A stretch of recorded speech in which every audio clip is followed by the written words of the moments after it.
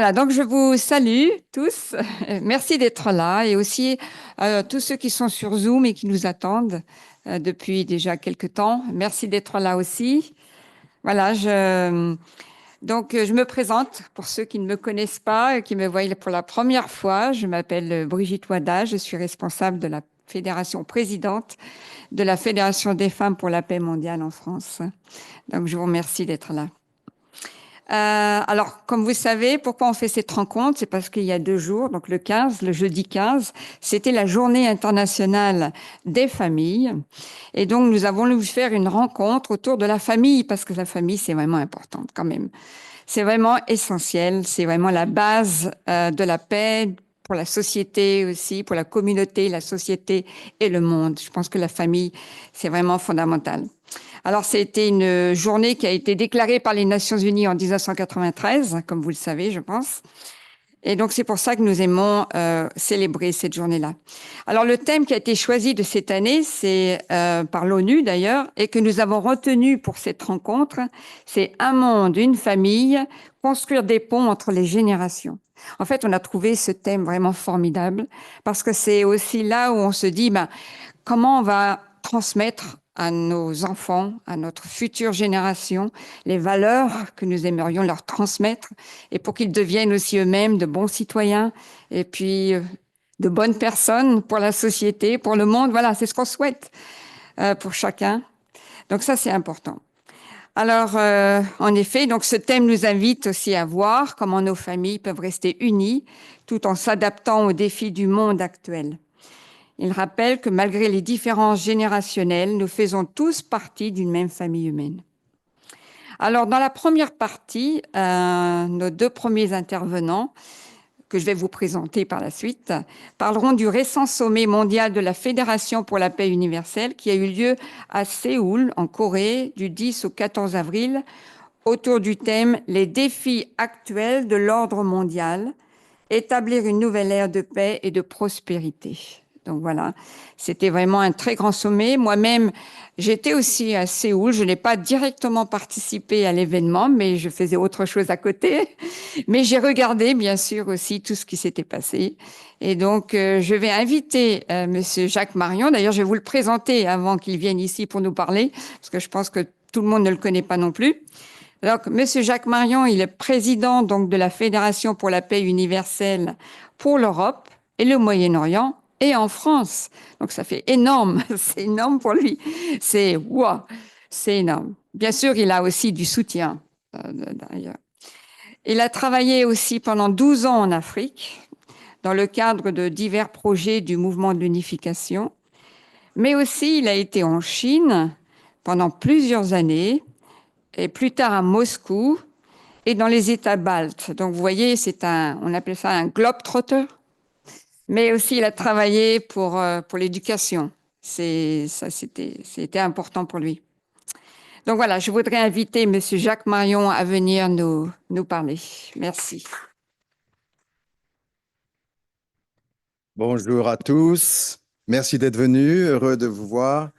Certains que je connais, certains qui viennent pour la première fois. On est très heureux que vous soyez venus parmi nous à cette réunion importante. Effectivement, la journée des familles. Il y a plusieurs journées de l'ONU que nous célébrons. La journée de la paix, la journée internationale des familles. Certains thèmes qui sont extrêmement importants pour nous et nous cherchons, ou même la journée globale des parents, par exemple. Vous savez, le 1er juin, beaucoup de gens ne le savent pas, mais le 1er juin, l'ONU a déclaré la journée internationale des parents.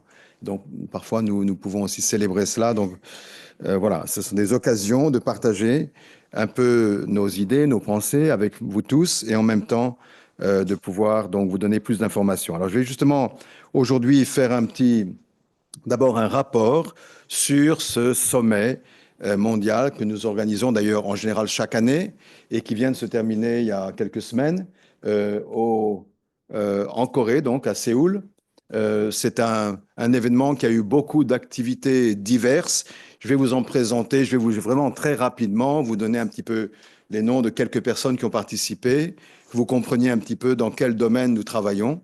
Et c'est un sommet qui a rassemblé plus de 400 personnes venues de l'étranger, beaucoup de personnalités importantes. Il y avait des anciens chefs d'État, il y avait des parlementaires, il y avait beaucoup de leaders importants, etc.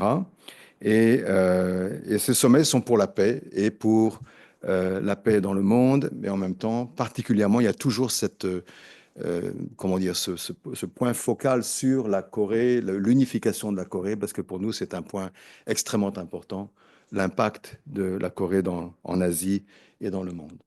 Alors voilà, un des événements essentiels qui a eu lieu là-bas, c'est la sixième cérémonie du prix Sanak de la paix, qui est un prix biannuel, une cérémonie biannuelle assez important. En fait, les lauréats se partagent un prix de 1 million de dollars. Donc, quand ils étaient deux, en général, c'était 500 000 chacun. Maintenant, c'est 200 000 chacun. Ils étaient cinq. Mais ce sont des personnalités qui sont récompensées pour leurs efforts, pour leur génération future. Ce n'est pas un prix politique, c'est vraiment un prix qui récompense ceux qui ont investi vraiment leur vie dans des activités qui serviront les générations futures dans le domaine. Ah, il y a quelque chose là. Alors, dans le domaine euh, du développement humain, dans le domaine de la résolution des conflits, dans le domaine de la conservation de l'environnement. Voilà les trois axes de ce sommet. Notre fondatrice qui l'a créé donc il y a maintenant en 2015 et c'était donc une réunion importante dans un grand hôtel de Corée. Alors les lauréats, le sommet était centré sur l'Afrique, on peut dire, sur la prospérité et le futur de l'Afrique. Donc plusieurs lauréats étaient des Africains. Patrick Awa, qui était le fondateur de l'université HSI, c'est un jeune homme qui en fait a été diplômé, qui travaillait à Microsoft, c'est un Ghanéen qui a décidé de créer son université dans son pays, qui est maintenant la dixième, enfin parmi les 10 premières universités africaines, et qui 50% de femmes, université centrée sur le domaine innovation et éthique, etc. Donc c'est vraiment quelqu'un qui a créé quelque chose d'assez extraordinaire. Wanjira Matai, c'est la fille de Madame Matai, qui est donc sa mère était le premier prix Nobel de la paix en Afrique. C'était une personne spécialiste de l'environnement. Elle a continué le travail de sa mère avec le Green Belt Movement, le mouvement donc de la ceinture verte, qui est un mouvement, si vous voulez, qui s'occupe de la protection de l'environnement, développement communautaire, renforcement des compétences, etc. L'écoféminisme. Elle est vraiment en train de chercher à développer les possibilités des femmes africaines. Et le dernier, c'est Hugh Evans, qui est un jeune homme qui a créé un mouvement global qui s'appelle Global Citizen, qui est vraiment une des sans doute plus grandes plateformes mondiales d'action citoyenne pour lutter contre la pauvreté extrême. C'est un homme qui organise des réunions très importantes avec des stars du show business, etc., pour gagner de l'argent qui est ensuite distribué dans beaucoup de projets dans le monde. Il est très, très connu et il vient chaque année à Paris. D'ailleurs, le prochain Global Citizen sera donc la réunion, c'est un festival, hein, c'est tout un festival qui dure 24 heures avec plein de stars. Ça sera sur le Champ de Mars. Ils font ça chaque année. Voilà. Et ils lèvent de l'argent pour donc des projets contre la pauvreté. Voilà les trois lauréats du prix qui ont donné de leur témoignage. Je dois dire que les gens pleuraient dans la salle. Je vous dire, c'était tellement touchant, véritablement, ce qui est fait, l'investissement, la vision de ces jeunes, à la fois en Afrique, mais plus que l'Afrique, c'est-à-dire c'était vraiment important. Et il y a aussi donc le prix des fondateurs, qui est de la fondatrice, donc des fondateurs, puisque le mari de notre fondatrice est maintenant décédé depuis 10 ans, le révérend Moon. Et donc, c'est Goodluck Jonathan, qui est l'ancien président du Nigeria, qui a reçu ce prix pour ses efforts vis-à-vis de la paix et la démocratie. Vous savez, Goodluck Jonathan, c'est lui qui a permis un peu la passation pacifique du pouvoir au Nigeria, même lorsqu'il a perdu les élections. Et c'est un homme qui est donc reconnu, qui est un médiateur pour les problèmes, les conflits en Afrique. Et on travaille avec lui souvent en Afrique. Et aussi Radebe, prophète Radebe, qui est un homme religieux, qui est le leader de plusieurs millions de membres en Afrique du Sud. Et on l'a récompensé pour son travail interreligieux. D'ailleurs, nous travaillons aussi avec lui en Afrique. Voilà, donc ce sont les 5 personnes qui étaient donc, qui ont reçu ce prix. Et vous voyez, c'était vraiment 4 Africains sur 5 en réalité. C'était vraiment centré sur l'Afrique, sur le futur de l'Afrique dans lequel nous croyons beaucoup. Et nous travaillons beaucoup avec l'Afrique. C'est pour nous extrêmement important, avec notre fondatrice au milieu. Alors, parmi les anciens lauréats, du prix Sonac de la paix. C'était le 6e, ça a commencé en 2015. Vous aviez donc président Macky Sall, secrétaire d'État Ban Ki-moon, qui est l'ancien secrétaire des Nations Unies. Vous aviez l'évêque Mounib Younan, qui est un évêque palestinien, luthérien, qui était le président de la Fondation luthérienne mondiale. Et vous avez Sakina Yacoubi, qui est une éducatrice extrêmement connue pour son effort vis-à-vis des femmes et des jeunes filles réfugiées afghanes. Elle a vraiment aidé des millions de jeunes filles et de femmes afghanes à sortir de la misère en tant que réfugiés. Donc tous ces gens-là étaient là, ils ont aussi parlé, ils étaient présents. Voilà. Donc ça, c'était le prix Sonac de la paix. La deuxième événement important, c'est un événement avec des parlementaires, des leaders du Parlement. Il y avait en fait 40 nations présentes, 36 présidents de parlement ou leurs représentants, parfois c'était le député mais qui représentait donc leur pays et qui était venu pour créer une organisation qui s'appelait Conférence interparlementaire. L'idée, c'est que la diplomatie parlementaire est de plus en plus importante actuellement avec tous les conflits dans le monde. Les parlementaires représentent leur peuple, donc ils ont un accès, si vous voulez, ils ont une façon, un angle vis-à-vis de la paix et de la diplomatie qui est différente de celle des politiciens, des chefs d'État, etc. Donc ils se sont rassemblés, ils ont créé cette organisation.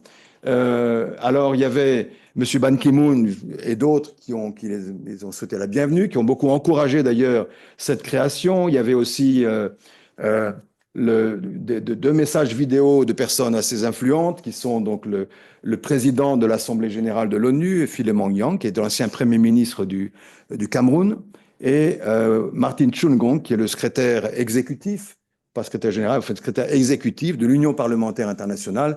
Vous savez que cette Union parlementaire internationale, IPU, c'est la plus grande, la plus longue, la plus ancienne association interparlementaire dans le monde qui est basée à Genève.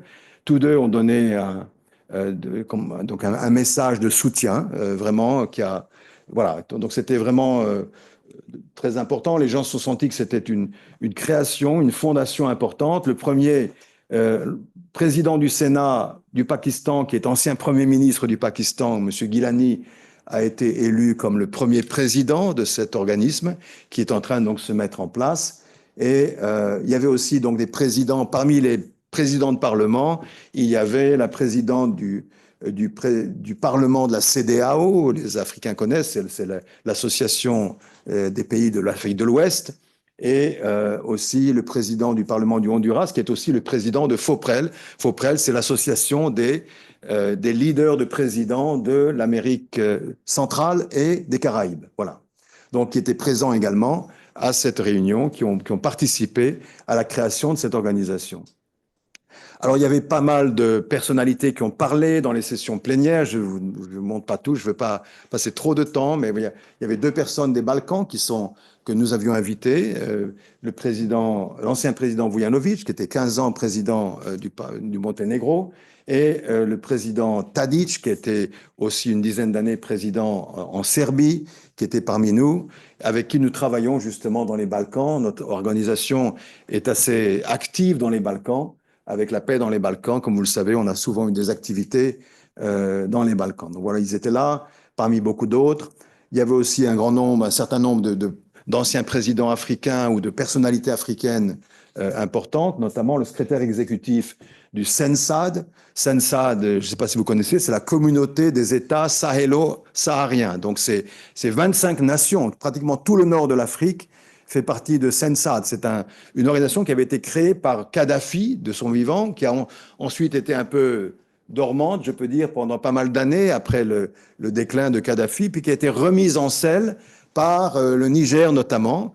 Et c'est un ancien Premier ministre du Niger, Bridji Rafini, qui l'a vraiment remis en état, en quelque sorte. Et maintenant, c'est son successeur, qui est aussi un diplomate nigérien, qui a donc parlé et en même temps qui a créé, donc on a fait un MOU, un mémorandum de coopération, hein, donc un accord de coopération avec UPF, notre organisation, et le CENSAD. Voilà, donc c'était un des événements qui ont eu lieu. Il y a aussi une session importante, c'est la session du Forum pour une Union Asie-Pacifique. Comme je vous ai dit, nous avons toujours été, puisque nos racines sont en Orient, nos fondateurs sont d'origine coréenne, donc l'idée de la division de la Corée, et nous connaissons l'impact des problèmes en Corée. On la connaît aujourd'hui. Les Nord-Coréens sont en train de se battre en Ukraine.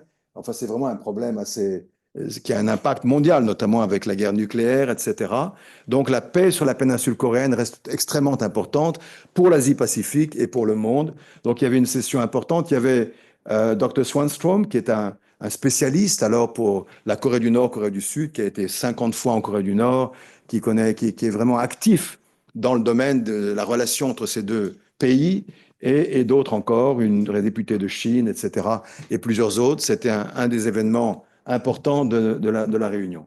Il y a eu aussi donc une session très intéressante sur le climat, sur la conservation de l'environnement. Parce que je ne sais pas si vous le savez, mais le président Macky Sall, qui était président jusqu'à l'année dernière, est devenu maintenant le président du Centre mondial d'adaptation au changement climatique. En fait, il a pris la relève de Ban Ki-moon. C'était Ban Ki-moon qui avait créé ce poste et qui avait ce poste, qui vient donc avec l'aide de l'ONU, je pense. Et c'est maintenant Macky Sall qui a été nommé, qui est basé d'ailleurs, je crois, au Maroc. Et donc qui a parlé, qui a donné un texte important sur le rôle de l'Afrique, comment l'Afrique se prépare à traverser tous les défis justement du changement climatique, les besoins qu'elles ont, etc. Il a donné un speech très intéressant. Madame Mataï, bien sûr, en a parlé, c'est sa spécialité, celle qui a reçu donc le prix de son acte de la paix. Et puis il y avait aussi le vice-ministre coréen donc pour l'environnement qui était là et qui a parlé. Et puis d'autres, il y avait des spécialistes coréens, des spécialistes américains. Il y avait un Français aussi qui était de l'université de Toulouse, etc. Alors, il y a eu aussi une réunion au Parlement coréen, donc sud-coréen, avec un certain nombre de speakers, dont je vais pas parler de tout le monde, mais c'était une dame qui est maintenant candidate présidentielle. Vous savez que on doit réélire le président, puisqu'il a été destitué, le président coréen. Donc maintenant, ils sont en élection. C'est une parlementaire qui est candidate. Il y avait aussi M. Gingrich, qui est un ancien président bien connu en Amérique de la Chambre des députés, qui est du Parti républicain. Madame Paula Watt, qui est révérende, qui est en fait une pasteur protestante, et qui est en même temps directrice du bureau des interreligieux à la Maison-Blanche, dans l'administration actuelle, qui était présente, qui est venue à plusieurs de nos activités, et notamment qui a travaillé beaucoup avec nous sur les questions de liberté religieuse. Alors, parmi les personnes que nous avions invitées, il y avait aussi pas mal de parlementaires. Il y en a deux qui ont parlé du Maroc, donc M. Benbé, qui a parlé au nom de son pays et pour son pays, le Maroc. Et il y avait ce monsieur Gulati, un parlementaire norvégien, un jeune parlementaire d'origine indienne. Il n'a pas l'air norvégien, mais en réalité, il est né en Norvège, effectivement, et il est d'origine indienne. Et il a parlé, c'était très touchant, parce qu'il était tellement touché par le prix Sonac de la paix, par l'environnement, l'atmosphère du sommet, en disant: j'ai jamais vu un sommet où il y a une telle diversité raciale, ethnique, politique aussi, et de toutes les nations petites et grandes, que mon cœur a été touché. Et comme en tant que parlementaire norvégien, j'ai le droit de demander au comité Nobel de la paix qui peut être un lauréat, peut-être pour le prix Nobel de la paix. Ben, je vais vous dire que je vais demander de nominer donc UPF, notre organisation, pour ce prix. Alors, on ne sait pas s'il va le faire, mais en tout cas, c'est ce qu'il a dit à partir de son cœur, parce qu'il était très touché par l'atmosphère qu'il a trouvée dans cette réunion. Voilà. Il y avait aussi une session toute une après-midi des femmes, la Fédération des femmes, représentée par, que Brigitte représente ici. Il y avait des sessions avec des personnalités féminines. Il y avait les premières dames de Costa Rica, de São Tomé, et quelques autres, la sénatrice de l'Espagne, etc. Et un certain nombre d'autres. Mais il y avait aussi, et c'était intéressant, c'était le 33e anniversaire de cette organisation que représente Madame Wada, donc 33e anniversaire de la Fédération des femmes pour la paix mondiale. Et vous savez que cette organisation, elle est connue pour son activité vraiment remarquable, notoire, qui est le pont de la paix, dans lequel des femmes importantes font une sorte de cérémonie de réconciliation, de demande de pardon pour les conflits passés dans leur pays. Et donc, on a fait ça, même Madame Bush, la femme du président Bush, l'ancien, le papa, président Bush, le premier, sa femme, était tellement touchée par cette cérémonie avec les Japonais. Vous savez que son mari avait combattu les Japonais en 1945. Donc, au 50e anniversaire de la Deuxième Guerre mondiale, Madame Bush a emmené son mari au Japon. Ils ont fait toute une tournée en faisant ces cérémonies avec la Fédération des femmes. Parce que cette réconciliation, c'est vraiment du cœur à cœur, hein. C'est vraiment les femmes qui jouent un rôle important pour la paix. Alors, il y avait justement des représentantes de femmes, notamment de l'association, une association russe et américaine, donc présidente, qui ont fait cette cérémonie.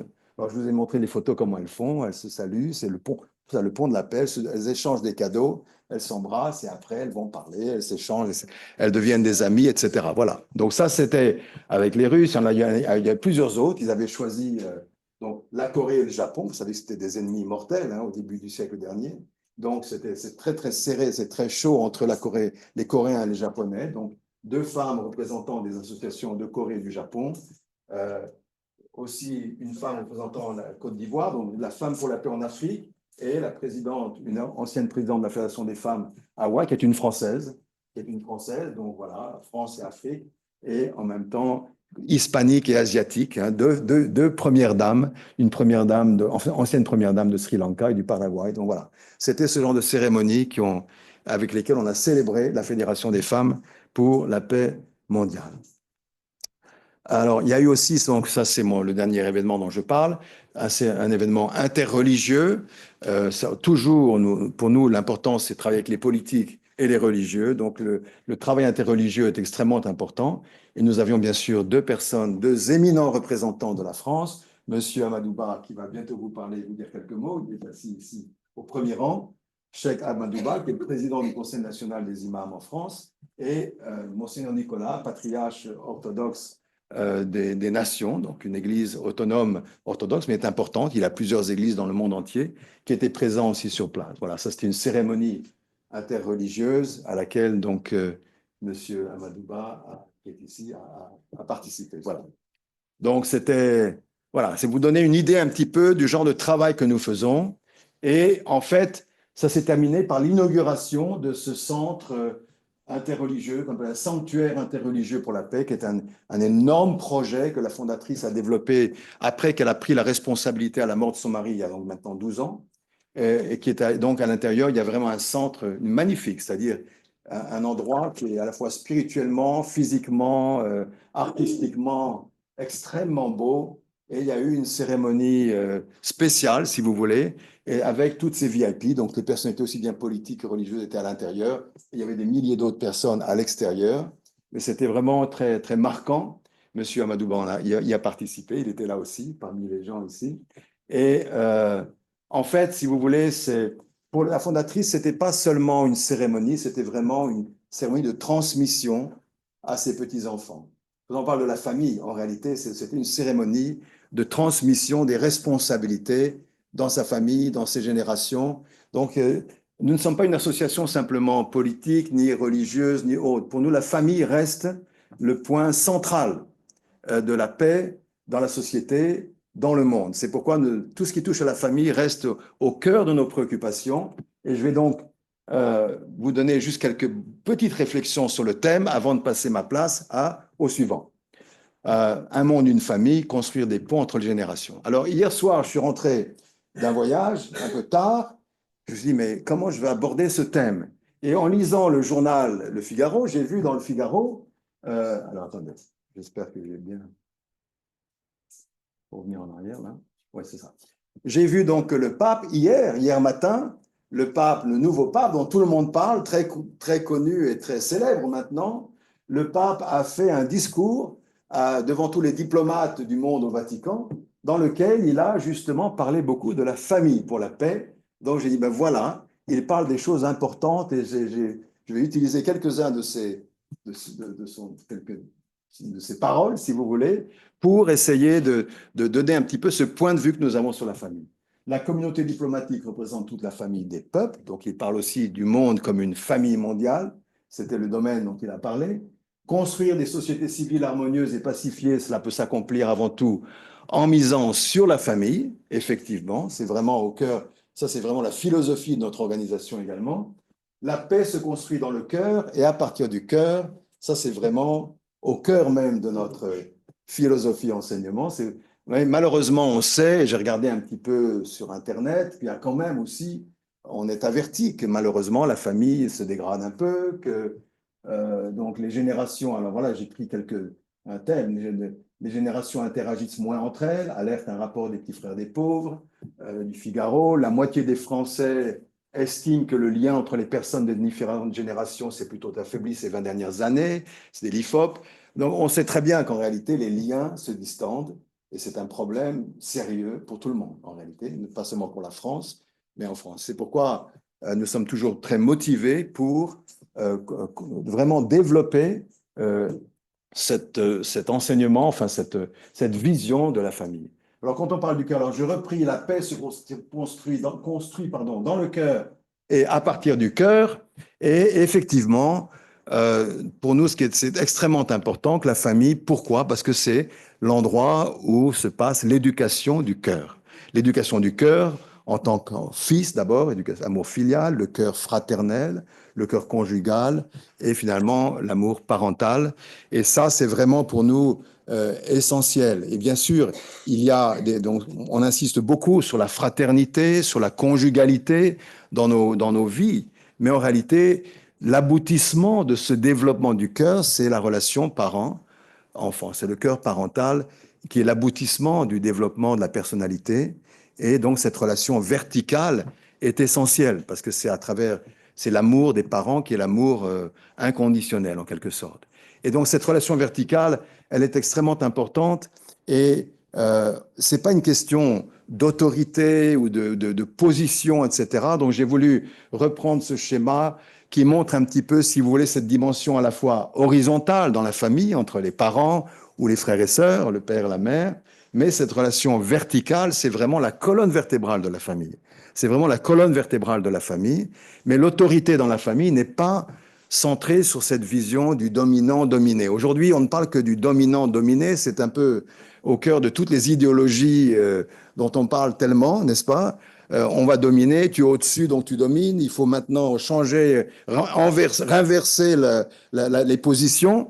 C'est pas du tout ça. Dans la famille, on expérimente, centré sur le cœur, la liberté, on expérimente l'égalité, on se sent égaux. J'ai voulu mettre quelques photos montrant que le grand-père, il peut présider à la table, il a l'autorité, il a la position, etc. Mais il est capable aussi de jouer au cheval avec ses petits-enfants et de se mettre en dessous de ses petits-enfants qui peuvent lui donner des coups de pied. Il va pas se fâcher. En réalité, dans la famille, même si les positions sont différentes, en fait, on se sent égal, on se sent libre si c'est centré sur le cœur. Et c'est pourquoi l'éducation du cœur reste importante. Et je pense que quand le pape dit la paix se construit dans le cœur et à partir du cœur, pour nous, c'est extrêmement important. Et effectivement, pourquoi, justement, j'essaie ici de justifier cette phrase du pape, construire des sociétés civiles harmonieuses et pacifiées, cela peut s'accomplir avant tout en misant sur la famille, parce que nos nations, nos valeurs, nos fameuses valeurs républicaines de liberté, d'égalité, de fraternité, en réalité, elles naissent où? Elles devraient naître dans la famille. Elles devraient naître dans la famille, centrées sur le cœur. Aujourd'hui, les gens, tout le monde sait qu'on peut donner sa vie et même mourir et se battre à mort pour avoir la liberté. On peut même verser du sang pour avoir la liberté. On peut verser du sang pour avoir l'égalité. Mais il n'y a pas beaucoup de gens qui sont prêts à verser leur sang pour la fraternité. Et pourtant, la fraternité, c'est la plus haute valeur démocratique et elle est basée sur les autres. Et si on ne peut pas retourner aux racines de la famille, on ne peut pas comprendre comment ces valeurs peuvent être mises en pratique en réalité. Et je pense que c'est un message. C'est pourquoi quand j'entends le pape parler de ça, je suis pas, bon, je suis d'origine catholique, mais je suis pas vraiment dans l'Église catholique. C'est pas que le pape, c'est pas mon leader spirituel, mais c'est vraiment quelqu'un que quand il dit cela, alors je le respecte beaucoup parce qu'effectivement, je crois que c'est un message extrêmement important. Et je voudrais terminer donc avec une réflexion en parlant justement de fraternité.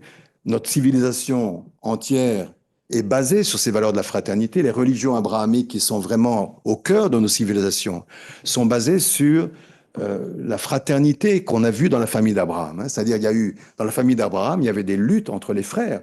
Vous savez que Ismaël et Isaac étaient séparés, ils ont vécu séparément, et pourtant, ils ont enterré ensemble leur père. C'est-à-dire qu'il y a eu une période de séparation, de lutte, à l'évidence, mais ils ont enterré ensemble leur père, le dit la Bible, et Jacob et Ésaü étaient des ennemis. Les petits-fils, la troisième génération, c'était des ennemis au point où ils voulaient s'entretuer, mais pourtant ils ont réussi à surmonter l'inimitié entre eux, et c'est ainsi que Jacob est devenu Israël, et c'est devenu le fondement donc de tout le judéo-christianisme aujourd'hui. Donc je dis ça, c'est sur la Bible, c'est basé aussi sur le Coran en réalité. Euh, Abraham à l'origine, ça veut dire que dans la famille d'Abraham, non seulement ce sont des valeurs de fraternité, mais en réalité, la famille d'Abraham, qu'est-ce qui fait qu'elle est vraiment, elle a transmis quelque chose. C'est le père, on dit qu'Abraham est le père de la foi, aussi bien pour les musulmans, les chrétiens, les juifs. Mais ce père de la foi, c'est pas tout seul. D'ailleurs, quand Dieu a parlé à Moïse selon la Bible, il s'est présenté à Moïse en disant, je suis le Dieu de ton père, le Dieu d'Abraham, d'Isaac et le Dieu de Jacob. C'est-à-dire trois générations qui ont réussi à travailler ensemble, quelles que soient les difficultés. Abraham avait chassé, enfin, s'était séparé de Agar et il a envoyé Agar et Ismaël dans le désert parce qu'il avait un fils avec Sarah, sa femme. Donc, il y a une division qu'aujourd'hui on voit. Isaac, c'est l'ancêtre des Juifs et Ismaël, c'est l'ancêtre des musulmans, spirituellement, n'est-ce pas? Donc, il y a des divisions, mais il y a toujours eu ce lien entre parents-enfants. Abraham et Ismaël, selon le Coran, ont construit la Kaaba. C'était le début, c'était le point de départ de l'islam. Et comme je l'ai dit, Isaac et Ismaël, même s'ils ont vécu séparés, ils se sont quand même réunis lorsque leur père est mort. Ils ont servi leur père, ils ont enterré leur père ensemble, d'après la Bible, n'est-ce pas? Et Jacob et Ésaü, qui étaient devenus des ennemis, vraiment des ennemis au point où Ésaü voulait tuer Jacob, après 20 ans d'absence, ils ont réussi à se réconcilier et c'est devenu, cette victoire a été le point de départ d'Israël et le point de départ du christianisme. Donc je pense qu'on doit prendre très au sérieux ces questions des générations, de la transmission des générations, et je voulais montrer que ce n'est pas simplement une question dans une société ou un pays, mais toutes nos civilisations sont basées sur les valeurs de la fraternité et de la transmission des générations. Et ces trois générations dans la famille sont extrêmement importantes entre les grands-parents, les parents et les enfants. C'est quelque chose qui est extrêmement important pour la stabilité de la société. Voilà, et j'ai terminé. Merci beaucoup.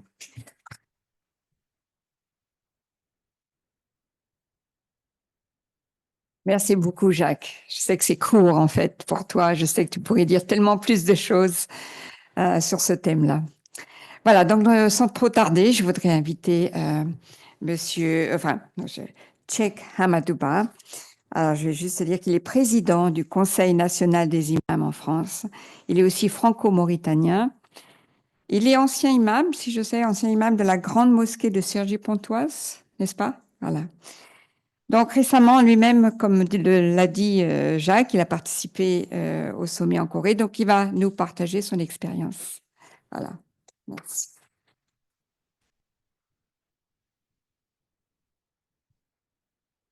Merci beaucoup, chère Brigitte.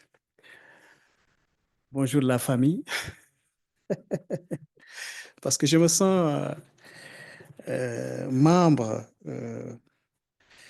de cette maison, hein. Donc, je suis membre de la famille. Alors, je suis très heureux de venir toujours ici aux places Barreau parce que je sens quelque chose une fois que je rentre ici. Bon, peut-être je peux pas m'exprimer, mais c'est ça, mais je sens quelque chose parce que à chaque fois que je viens ici, je sens il y a des bonnes personnes. Donc, vous êtes ma famille, hein. Alors, bon, j'ai rédigé quelque chose donc pour juste vous parler de notre journée aujourd'hui. Donc, selon le calendrier de l'ONU, le 15 mai est journée internationale, c'est une journée internationale de la famille. Dont le thème cette année, chère Brigitte l'a annoncé tout à l'heure, un monde, une famille, construire des ponts entre les générations. Donc, je crois que c'est ça le thème de cette année. L'ONU ne peut accomplir cela seul. C'est à travers une coopération et entraide internationale que nous pourrions y arriver. Surtout que nous constatons que la famille traverse une crise sérieuse qui met en danger la survie de l'humanité. La famille permet de se transmettre la vie, l'amour, le lignage et aussi des valeurs universelles que nous transmettons de génération en génération. Étant de croyance musulmane et connaissant aussi les autres grandes religions du livre, je constate que nous partageons des principes et des valeurs communes, surtout en ce qui concerne l'idéal de la famille. Son idéal et son but, ainsi que l'importance de son héritage. Nous ne pouvons pas faire le tour du monde et réaliser de nombreuses activités avec succès. Et Dieu, ou Allah, a fait en sorte que nous ne choisissons pas nos parents, ni la couleur de nos yeux. Pourtant, c'est dans sa famille, dès la naissance, le bébé va trouver son bonheur et grandir, devenir adulte et établir normalement sa propre famille. Ce cycle de la famille a construit des communautés pour des pays et le monde. Notre héritage est primordial pour assurer la vie et notre bonheur, ce qui est aussi essentiel, c'est la transmission des principes et des valeurs que l'on découvre dans la famille. En tant que musulman et en tant qu'aussi président du Conseil national des imams, quand même, certains parmi vous savent bien que la signification de la famille en islam, mais quand même, je vais essayer de vous donner un petit peu la vision de l'islam sur la famille. Donc, on peut poser une question. Quelle est la définition de la famille dans l'islam? La famille commence par ce lien étroit et cette alliance solide entre un homme et une femme par le mariage légal. La famille en islam ne se limite pas aux conjoints et aux enfants seulement. Je crois que Jacques l'a souligné tout à l'heure. Mais ça donne plutôt à un large réseau des parents, y compris les grands-pères, les grands-mères, les frères, les sœurs, les oncles, les tantes, les oncles maternels, les tantes maternelles et des autres qui sont unis par les liens du sang, le mariage ou l'allaitement où qu'ils soient, où qu'ils soient. Donc, tout ça, c'est la famille. Et on a certains versets dans le Coran que Allah nous dit, et parmi ces signes, il a créé de vous, pour vous, des épouses, pour que vous viviez tranquillement avec elles, elles avec eux. Hein. Et il a mis entre vous de l'affection et de la bonté. Il y a en cela des preuves pour des gens qui réfléchissent. Coran 30, 21.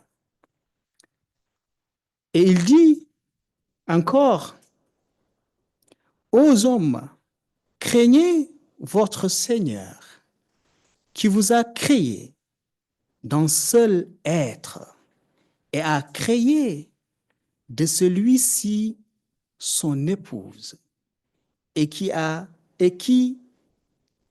des deux l'a fait répandre sur la terre beaucoup de hommes et des femmes.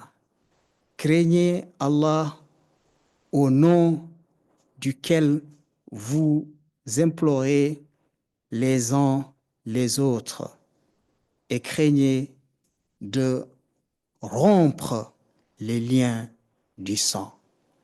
Certes, Allah vous observe parfaitement. Coran 4, 1. Moi, je suis très touché.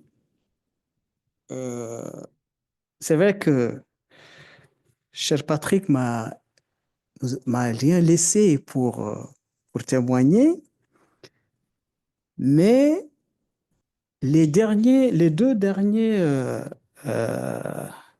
images qui m'ont un peu touché, qui m'ont rappelé, parce que j'étais au premier, les rangs, j'étais juste derrière Macky Sall, en Corée.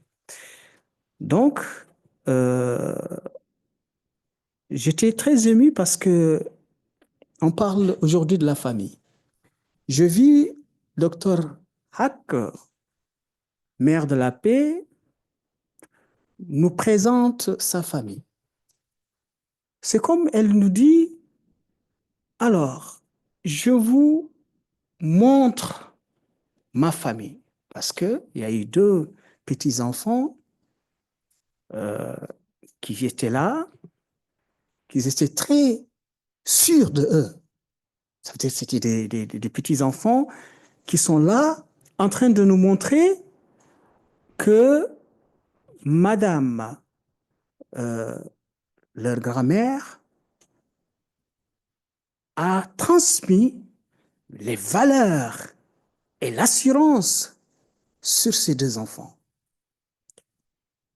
Par le lien de mariage, pas seulement, c'est pas un seul mariage. Hein. J'ai vu qu'il y a un mariage, il y a autre chose. C'est comme si ils sont en train de nous dire que la famille, c'est quelque chose qui est très, très, très important. Ça veut dire que c'est un lien plus que même le mariage. Et ils étaient très assurés de eux-mêmes et ils étaient vraiment, ils ont fait pleurer toute la salle ce jour-là. Donc, lorsque j'ai vu ces images-là et j'ai pensé à ça. Alors, tenez, tenez, cher Patrick, oui, cher Jacques. Alors,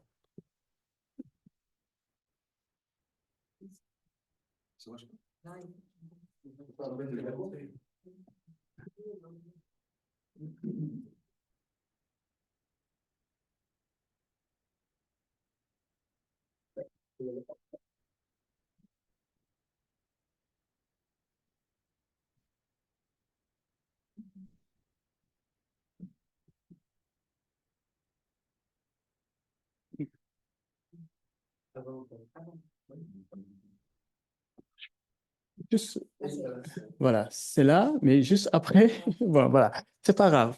C'est les mêmes images. Alors, donc ces deux enfants, c'était des petits-fils de docteur Hack, Madame de la Mère de la Paix. Donc, elle les a transmis ce jour-là en direct devant le monde entier des valeurs. Et, et j'ai vu ils étaient très rassurés, ils étaient confiants de eux-mêmes. Parce ils ont pris la parole, hein, ces deux enfants-là. Ce ne sont pas vraiment n'importe quel enfant. Oui, parce qu'ils ont fait, ils ont fait pleurer vraiment la salle. Donc, euh, donc c'est la famille. Donc, c'est la famille. Alors, deuxième image qui m'a touché encore, c'est le pape. Oui, oui, le pape. Parce que le pape, voilà, devant les diplomates et les personnalités religieuses, a parlé de la famille. Donc, je pense que euh, tout tourne autour de la famille. Donc, la famille, c'est quelque chose qui est très important. Donc, je vais m'arrêter là parce que je sais que c'est pas facile de parler après, cher Jacques. Je vous remercie.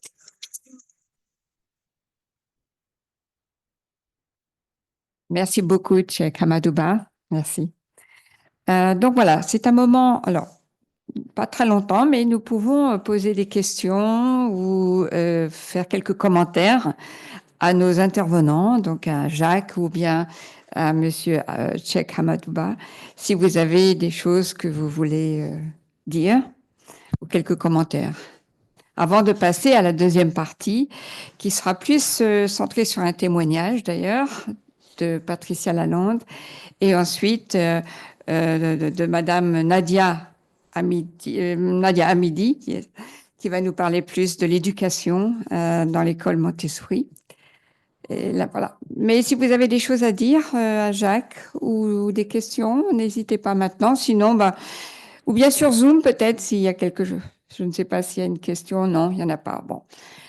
Si des fois à la fin de notre rencontre, vous auriez peut-être des choses à dire et des commentaires à faire. Voilà. Merci. En tout cas, merci beaucoup, Cheikh Amadouba. Je sais que c'est pas évident de parler après, c'est vrai, Jacques. Moi aussi, je suis toujours très intimidée. Pareil, exactement. Donc, ouais, alors, on va passer à Patricia. Patricia Lalonde, que je vais présenter, que je connais aussi depuis déjà beaucoup d'années.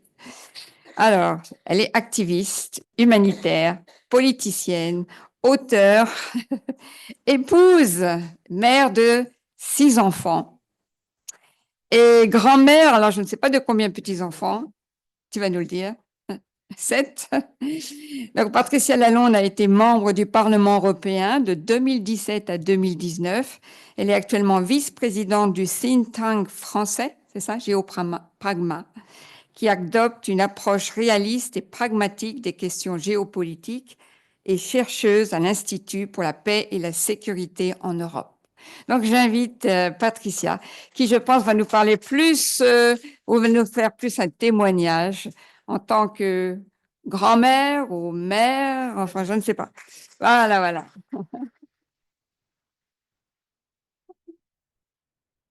Ça va être compliqué. Tellement de choses.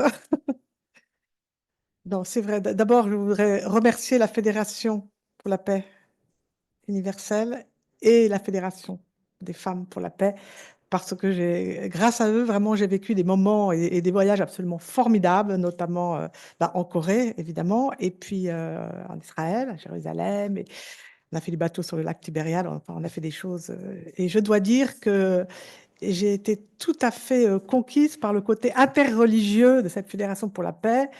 Et moi qui avais beaucoup travaillé en Afghanistan, dans l'humanitaire pour les femmes afghanes et pour construire des écoles pour les filles, j'ai été en contact du monde musulman. Moi, je suis une grande catholique, mais j'étais en contact du monde musulman en allant en Afghanistan. Et c'est vrai que vous m'avez beaucoup apporté dans ce que vous faites. Et je dirais que tout ce que vous faites maintenant, vous êtes récompensé, si je puis dire, parce que ce qui se passe actuellement avec l'administration Trump, bon, on ne va pas rentrer dans les histoires politiques, mais c'est vrai que quand vous voyez Elon Musk et le vice-président, ils ne peuvent pas faire 3 pas sans avoir. Alors Elon Musk, un de ces petits-là, 3 autres, il paraît qu'il en a 11.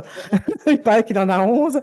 Et quand vous voyez J.D. Evans se promener dans tous ses voyages d'affaires, il est tout le temps avec ses 2 petits-enfants, 2 ou 3, je ne sais plus combien il y en a. C'est quand même formidable. Enfin, je veux dire, c'est une vision tout à fait, voilà, donc ça, source d'avenir. Et alors, il y a quelque chose que je voulais vous raconter qui m'a vraiment marqué parce que j'ai passé 10 ans à faire des allers-retours, enfin 8 ans, 9 ans à faire des allers-retours en Afghanistan pratiquement tous les ans. Mais au début, quand j'allais là-bas, c'était juste après la chute des talibans, enfin, après le 11 septembre, quand les Américains étaient arrivés. Et je travaillais à l'époque avec une amie américaine, qui était la présidente d'ailleurs des Democrats Abroad en France, et qui avait 6 enfants. Donc on était très copines, elle était blonde comme moi, la même taille que moi, et on avait 6 enfants, chacune. Moi j'ai perdu un petit garçon, alors j'en ai plus que 5, je dois dire, mais je le compte toujours dans mes petits-enfants parce qu'il avait un an quand il est parti. Voilà, donc alors toutes les deux, nous arrivons à Kaboul. Tout au début, il n'y avait personne. Enfin, juste après la chute des talibans, on était là. Bon, et les personnes avec qui on travaillait, et tout le monde nous regardait. Ah, mais en Occident, vous faites pas d'enfants, il n'y a pas de famille, c'est fini. Enfin, on était assez, je dois dire, c'était pas évident pour nous. Pourtant, on venait pour des raisons humanitaires et pour des raisons, mais on était facilement mis de côté. Et alors, je vous raconte pas, quand on a expliqué, elle Constance, bon, Constance et moi-même, qu'on avait 6 enfants chacune, qu'on avait 6 enfants, alors là, on est devenus des vedettes. À la fois parce on apportait des solutions pour les écoles, enfin voilà. Mais enfin, on était fréquentables, entre guillemets. Voilà. À l'époque, j'avais déjà des petits-enfants, oui, 2 ou 3, et mon amie Constance en avait déjà 5 ou 6. Je crois qu'elle en a 15 maintenant.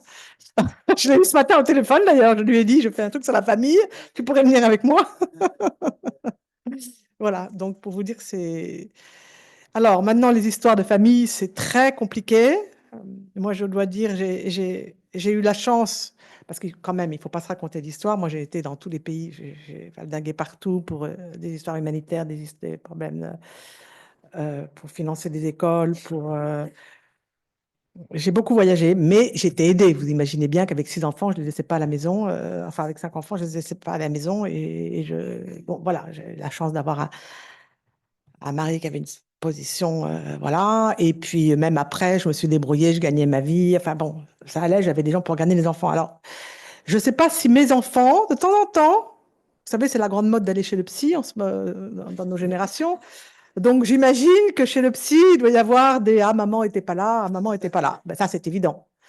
Ça, c'est évident. Mais bon, on ne peut pas tout avoir. Quand vous avez la maman toujours là, on vous reproche. Enfin, je veux dire, les psys savent très, très bien jouer avec ça.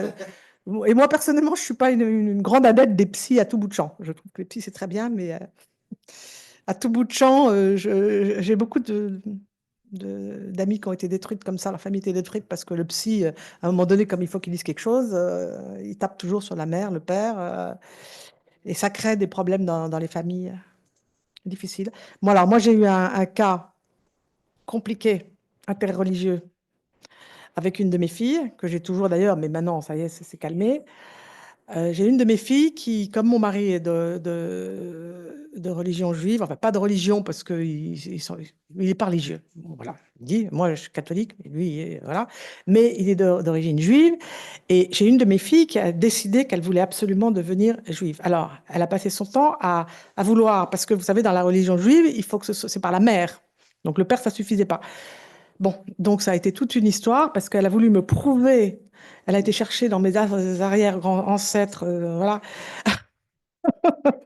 Bon, et là, je dois dire que c'était très dur pour moi. Ça a été très dur parce qu'elle m'en a voulu beaucoup, de ne pas rentrer dans son truc et de pas, et non pas parce que je lui reprochais de choisir cette religion qui est parfaite, enfin, je veux dire, c'était pas un problème, mais de me reprocher à moi de ne pas la suivre dans son aventure et à mon mari d'ailleurs. Mais ça a été, non, ça a été très dur, hein. Et avec ses enfants, enfin, un de ses fils, c'était terrible parce qu'elle l'emmenait à la synagogue de force. Enfin, vous voyez, bah, bon, bref, c'était le petit venait me voir en me disant, voilà. Et c'est là que j'ai joué tout ça pour vous dire que c'est là que j'ai joué mon rôle de grand-mère. J'étais le refuge. Et je suis encore maintenant, c'est amusant, le refuge de ce petit garçon qui vient régulièrement me voir parce qu'on l'a changé. Il était dans une école catholique, du coup, elle l'a embarqué dans une autre école, dans un lycée, très bien, mais ça se passe mal pour lui.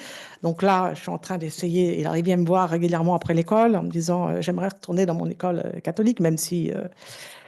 Et en plus, comme ma fille a divorcé, le papa de ce petit garçon est un descendant de Bernadette Soubirous. Je ne sais pas si vous voyez, mais bon, voilà, voilà. Alors, mon petit Pierre, non mais j'en parle, c'est mignon, il a 11 ans, vous voyez.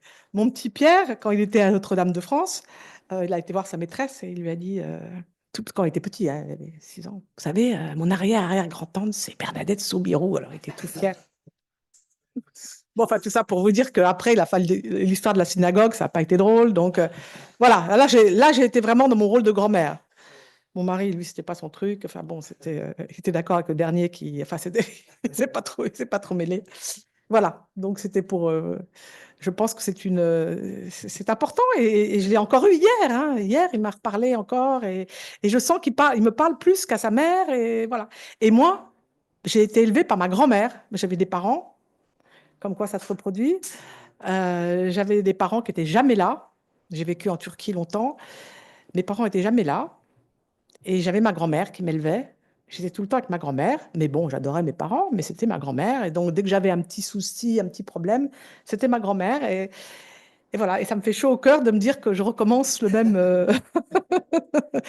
même histoire avec deux de mes petits-enfants qui sont à Paris. Parce que tous les autres sont. J'en ai trois à Nouméa, en Nouvelle-Calédonie. Alors, ça, c'est encore une autre histoire parce que, avec tout ce qui se passe actuellement, j'ai une petite fille qui est revenue, qui fait ses études de médecine ici et que j'héberge chez moi, donc je m'occupe, voilà, qui est là. Et puis, j'en ai deux autres qui arrivent au mois de juillet, là, qui sont plus petits. Mais comme ça s'arrange pas, on pensait que ça allait s'arranger en Nouvelle-Calédonie. Là, visiblement, ça va pas du tout. Enfin, voilà. Donc, je vais être encore dans un rôle de grand-mère. Alors, ces deux-là, je les connais un moins parce qu'ils sont loin. Et puis, j'en ai trois autres en Espagne. Et alors, je dirais que mon rôle de catholique là, ça a marché, si je puis dire, entre guillemets, qu'avec mon fils espagnol, enfin, qui vit en Espagne parce qu'il a trois enfants. Et ils sont, non pas, ils sont pas très cathos, mais enfin bon, ils vont à la messe de Noël, ils vont, voilà. Et je sens que ça marche sur ces enfants, enfin, c'est important. Voilà, donc c'est le témoignage que je voulais un petit peu vous donner. C'est pas facile, mais les rôles de grand-mère, en tout cas, enfin, pour moi, je me vois plus dans mon rôle de grand-mère maintenant avec mes enfants que quand j'étais à droite, à gauche, en train de faire des choses très importantes. Mais c'est vrai que c'est un reproche qu'on pourra peut-être que mes enfants me font de peut-être pas avoir été là tout le temps, mais on peut pas être bon partout en même temps. Mais mes grands-enfants, parce qu'il y avait 10 ans de différence entre mes aînés et ma deuxième fournée, entre guillemets, les grands s'occupaient des petits. Ça, c'était important. Ah oui, oui, oui, oui. Ma fille de Nouvelle-Calédonie et mon fils de Barcelone, qui avaient 10 ans de différence avec mes trois autres, avec les quatre autres, enfin, s'occupaient et servaient un peu de grand frère, grande sœur. Et en fait, ça reproduisait exactement le modèle dans lequel moi-même j'ai été élevée, puisque j'avais aussi des grandes sœurs qui ont 10 ans de plus que moi, qui s'occupaient de moi parce que maman était jamais là, c'était ma grand-mère ou mes grandes sœurs. Enfin. Voilà, donc en fait, encore une fois, je voulais féliciter la Fédération pour la paix universelle de tout ce que vous faites. Et vous voyez, vous êtes récompensés maintenant parce qu'on ne parle plus que de ça. Avec ce pape formidable, je crois, et alors, il faut espérer que pour le coup, la paix, mais je suis confiante, j'ai l'impression que, je ne sais pas ce que, on va pas faire de la politique, mais j'ai le sentiment que le mot paix revient de plus en plus partout et on espère qu'on va y arriver là, vraiment. Voilà.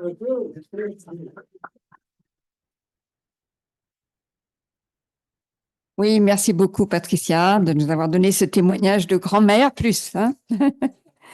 Moi-même aussi, j'ai 5 enfants. Je suis aussi grand-mère de 2 enfants, de petits. Donc, je sais ce que c'est. Je suis aussi souvent partie et parfois, ce sont les reproches aussi que je reçois et c'est pas toujours évident, mais je peux comprendre, oui, voilà. Donc, voilà, maintenant, eh bien, nous allons venir à Nadia Hamidi, que je viens de faire connaissance, là, il y a peu de temps. Elle vient de Nice, d'ailleurs, hein. Attention, de très loin, là. Elle repart ce soir d'ailleurs, voilà. Donc, elle est présidente de l'association Montessori de France, attention, fondée en 1950 par le docteur Maria Montessori. Elle est également la fondatrice de l'école Montessori internationale de Nice et co-autrice du livre Apprends-moi à penser par moi-même. Donc, elle est ancienne professeure des écoles. Elle est titulaire d'un master en sciences de l'éducation et en psychologie de l'enfant obtenu à l'Université de Paris 10. Donc, voilà, je voudrais inviter Nadia Hamidi. Applaudissez.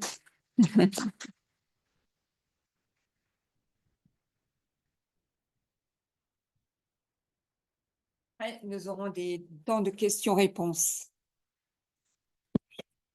Alors, je vais rebondir d'abord sur ce que disait Madame Lalande. Ma sœur, quand elle est devenue oui, ma sœur, quand elle est devenue grand-mère, elle m'a dit, c'est les avantages d'être comme une maman, mais sans les inconvénients. Et j'espère, parce que moi j'ai un petit garçon extraordinaire avec ses particularités, et j'espère qu'un jour je pourrai aussi à mon tour être grand-mère. Voilà, donc je remercie énormément donc la Fédération pour la paix universelle. Je suis très émue d'être ici parce qu'en fait c'est tout le travail de Maria Montessori. On connaît beaucoup Maria Montessori à travers les écoles, malheureusement les écoles privées hors contrat, mais ce n'est pas la vocation et ce n'a jamais été la vocation de la pédagogie Montessori et de Maria Montessori. Donc, aujourd'hui, je vais essayer d'orienter mon discours sur bien sûr la famille. Mais pour moi, c'était un peu important de restructurer au niveau de l'histoire, au niveau de la pédagogie Montessori. Qu'est-ce que c'est?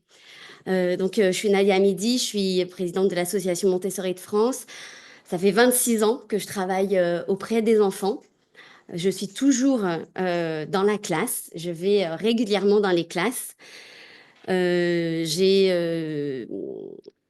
plusieurs casquettes et en tant que présidente de l'association Montessori de France, on est là pour promouvoir la pédagogie Montessori, protéger les droits de tous les enfants et divulguer un message de paix. J'ai aussi cette casquette de maman d'enfants en situation de handicap qui fait que j'essaie beaucoup d'inclure les enfants dans diverses structures. Et je vous conseille à tous un film formidable qui s'appelle La Nouvelle Femme, qui explique les débuts des travaux de Maria Montessori auprès des enfants déficients. Donc, qui était Maria Montessori? Donc, c'est une femme médecin, la première femme médecin d'Italie, qui a œuvré toute sa vie pour l'éducation et qui a basé tout son travail sur le développement naturel de l'enfant et qui a fini toute une grande période de sa vie à aller de pays en pays, un peu comme vous aujourd'hui, pour la base de la construction de la paix par l'éducation. Elle nous a légué au niveau théorique. Moi, j'ai fait psychologie de l'enfant, vous l'avez dit, mais c'est vrai que c'est vraiment à travers la pédagogie Montessori que j'ai compris ce qu'était un enfant et l'évolution de l'enfant et toutes ses caractéristiques. Donc, Maria Montessori, donc toute sa vie, que je vous ai dit, a fait en sorte qu'on puisse accompagner les enfants de manière harmonieuse, donc autant sur un plan physique, psychique et social. Et elle dit que donc aider la vie, c'est voilà la première tâche de l'éducateur. Donc l'éducateur, ce n'est pas seulement l'enseignant, ce n'est pas seulement les parents, mais c'est toutes les personnes qui sont auprès de l'enfant. Et donc le lien avec l'éducation et la paix, elles forment des individus capables de vivre en harmonie avec les autres bases essentielles d'une société pacifique. J'ai une dernière citation que je vous dirai à la fin, mais elle rejoint vraiment ce qu'a dit le pape. Donc, ce qui est important pour nous et ce qui est important pour toutes les personnes qui sont auprès des enfants, c'est avec ça, c'est pas avec mon ordinateur, j'ai ça et ça. Voyez, est-ce que vous voyez comment ça fonctionne? C'est avec la tête. Ah, voilà, c'est ça. En arrière, comment je fais pour aller en arrière? En arrière, avec le Voilà, pouce. c'est ça. Voilà, et donc. Hop. Non. C'est ça. Non. Oui, c'est ça. Et donc, hop. Parce que j'essaie de passer mon slide en même temps. Voilà. Donc, une des caractéristiques de la pédagogie Montessori, ce qu'elle a développé, c'est ce qu'on appelle les plans de développement. C'est-à-dire que... Ah oui, c'est ça. Ah oui, il y a Zoom, j'avais oublié. D'accord, c'est ça. Donc, les plans de développement, c'est vraiment ce qui va nous donner à voir l'enfant d'un point de vue physique, psychique et social. Donc, je ne vais pas rentrer dans tous les détails, mais pour chaque plan de développement, il y a des caractéristiques bien précises. Donc, pour les enfants de 0 à 6 ans, il va y avoir des périodes sensibles bien précises qui vont nous donner à voir comment est l'enfant et du coup, adapter l'environnement en fonction de ses besoins. Donc, au niveau physique, c'est-à-dire sa psychomotricité, au niveau social, comment il se comporte avec ses pairs, et au niveau psychique, au niveau de son intellect. Donc, entre 0 et 6 ans, c'est un esprit absorbant, il a des périodes sensibles de l'ordre, il va déclencher la lecture vers 6 ans, le langage oral. Donc, toutes ces caractéristiques sont vraiment importantes à connaître pour adapter notre façon d'être avec l'enfant. Entre 6 et 12 ans, donc on passe de 0-3 ans à l'esprit absorbant à l'esprit comprenant. 12-18, on est dans le plan social et 18-24 dans le plan du citoyen. Je vais assez vite parce qu'on n'a pas trop de temps, mais je vous invite à lire quelques petites choses que vous pouvez même trouver rapidement sur Internet, vraiment sur les plans de développement. Et pourquoi c'est important de parler de ces plans? Parce que dans la famille aussi, on peut adapter notre façon d'être avec l'enfant.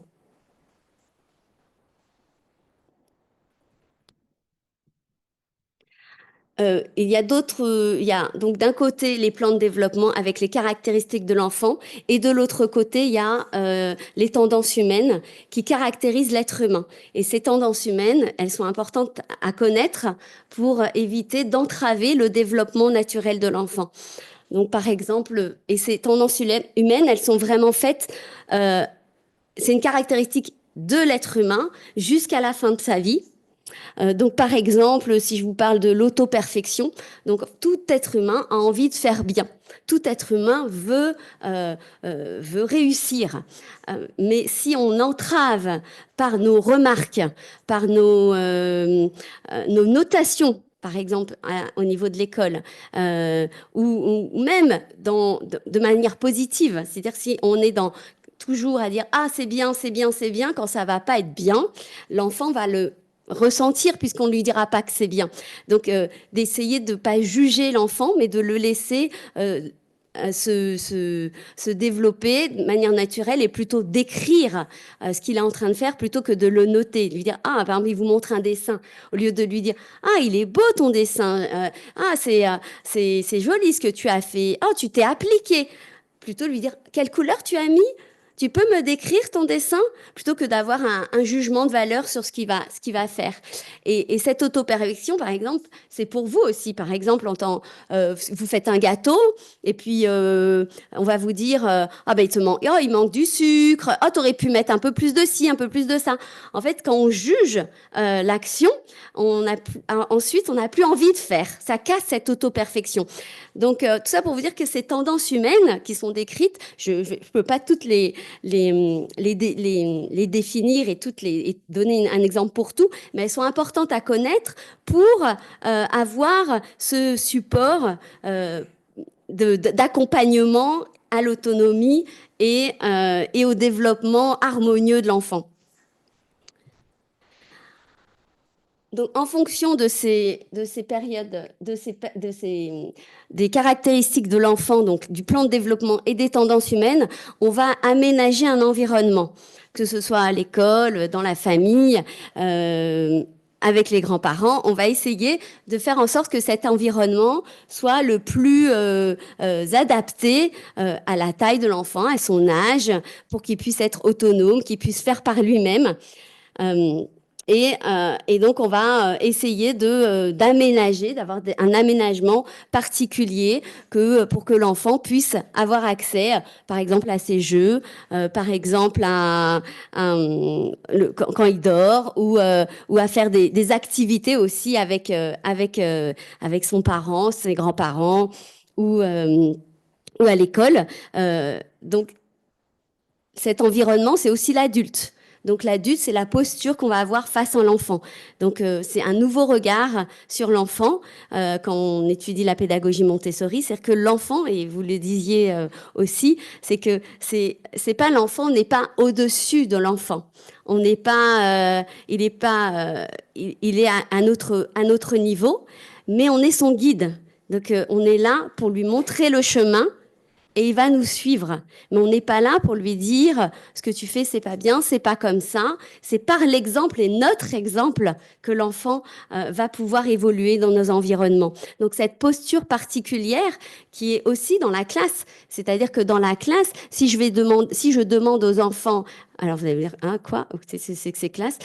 On met des chaussons, nous, dans nos classes. Pourquoi? Parce qu'en fait, on travaille beaucoup au sol, parce qu'on peut avoir du matériel très grand, donc on va avoir des petits tapis, etc. Donc, on met des chaussons. Et puis, c'est pour dire aussi qu'on est à la maison. On se sent bien dans l'école. C'est la maison des enfants. D'ailleurs, c'est comme ça qu'elle a nommé sa première école, la maison des enfants, la Casa dei Bambini. Et donc, cette maison des enfants doit se sentir bien. Et donc, si je demande aux enfants de mettre des chaussons, moi, l'adulte, je vais mettre des chaussons. Si je me fais un thé, je vais avoir un espace où l'enfant va pouvoir se faire sa tisane. Et puis, si on a un potager, en plus, c'est génial parce qu'on peut aller chercher ce qu'il faut dans le potager pour faire sa petite tisane à la menthe. Donc cette posture de guide est vraiment importante pour que l'enfant puisse voir que l'adulte, il est à la même hauteur que lui, mais tout en étant sécurisant. C'est-à-dire que la posture de l'adulte, c'est aussi lui dire ce qu'il peut faire et ce qu'il ne peut pas faire. Souvent on dit mais Montessori, c'est les environnements et les enfants, ils font ce qu'ils veulent, c'est des enfants libres. Il y a la liberté dans un cadre. Ça, c'est extrêmement important parce qu'il n'y a pas de liberté si on n'a pas de règles communes, de vie sociale. Donc, le développement social en Montessori est très important. Moi, quand je vois là les derniers, au niveau de l'éducation nationale, les derniers bulletins officiels avec les derniers programmes de l'éducation nationale basés sur la collaboration, la coopération, la solidarité, je me pose la question, mais comment elles vont faire, les profs? Parce qu'en fait, moi, je suis prof des écoles et je sais très bien comment ça se passe dans la classe. Et ça s'apprend pas par des règles théoriques, la vie en soi, la vie, la solidarité, la collaboration, l'inclusion. Ça s'apprend en vivant avec, en étant avec, en construisant avec. Les règles de vie, elles se construisent ensemble dans une école Montessori. Et dans la maison, c'est la même chose. C'est ce que je dis aux parents. Comme dire, oui, mais il veut pas faire ci, il veut pas faire ça. Je dis, il faut leur nommer et leur donner des responsabilités. Et chez les tout petits, on peut donner des responsabilités. On fait tous partie ensemble de la famille et du respect des uns des autres. Donc, tu veux ça? Ok. Mais avant d'avoir ça, tu vas faire ça. Et vraiment, le cadre Montessori, il est strict, mais avec la liberté. Le libre choix, ça ne veut pas dire faire ce que je veux. J'ai la liberté, j'ai le libre choix, mais dans un cadre. Et donc, cet environnement préparé, c'est aussi des activités réfléchies, pensées pour l'enfant, pour développer sa psychomotricité. Donc, en fonction de son âge, on ne va pas donner la même chose à des enfants de 2 ans ou des enfants même de 18 mois que des enfants de 10 ans, 11 ans, 12 ans. Donc, on va devoir adapter nos activités en fonction des besoins psychomoteurs, mais aussi en fonction du développement psychique et intellectuel et du développement social. Et ces activités, on peut bien sûr dans la famille, et ça c'est pour nous essentiel, d'avoir ce lien avec la famille, de dire, bah, voilà, en ce moment, votre enfant, il apprend à mettre ses chaussures. Donnez-lui le temps pour mettre ses chaussures à la maison, parce que l'enfant, il veut faire par lui-même, il a envie de faire par lui-même. Mais souvent, on prend pas le temps de lui donner accès à faire par lui-même. La cuisine, aujourd'hui, ce thème de la famille, c'est essentiel. On est aujourd'hui dans des familles où on ne se parle plus, où on communique plus, où on donne des iPads, où on donne des téléphones portables aux enfants, plutôt que faire la cuisine. On est là et son enfant à côté, il peut juste éplucher la carotte pendant que j'épluche les 10 carottes, il en épluche une. C'est pas grave. Je vous dis ça, moi j'ai eu mon petit neveu là récemment. Moi j'ai un petit garçon, donc je vous ai dit, hein, un peu exceptionnel de 13 ans. Mais il fait ce qu'il peut, mais à chaque fois que je fais quelque chose, je l'invite à venir avec moi pour faire. Parce que je me dis toujours, eh ben, c'est pour lui, ça va développer ça, il va être avec moi, on va discuter. Et j'ai eu mon petit neveu de 4 ans. Mon petit-neveu, donc ça fait drôle. Et c'est pareil, je lui ai dit, il était là, il me dit, et moi tata. Et donc je l'ai mis à côté de moi et sur une petite table, avec une petite chaise, et je lui ai donné une carotte, et pendant que j'en ai épluché 10, il en a épluché une. Bah, c'est pas grave. En fait, lui, il a participé et il était content. L'autre fois, j'ai eu un ado à la maison, donc c'était le fils d'une amie qui assez particulier aussi. Et en fait, je l'ai eu à la maison parce que je m'étais blessée à la jambe, j'ai pas pu aller skier. Du coup, il est resté avec moi. Et moi, je suis hyper active, donc c'était impossible pour moi, même la jambe un petit peu immobilisée, de ne rien faire. Du coup, je me suis mise à me dire, allez, on va faire une soupe ensemble. Très simple. Moi, je suis pas une super grande cuisinière, mais j'aime cuisiner. Donc, je lui dis, allez, on va la faire ensemble. Il a 17 ans, il savait pas éplucher un poireau, couper un oignon, non mais je vous assure. Et donc je lui ai dit, bah écoute, on va le faire ensemble.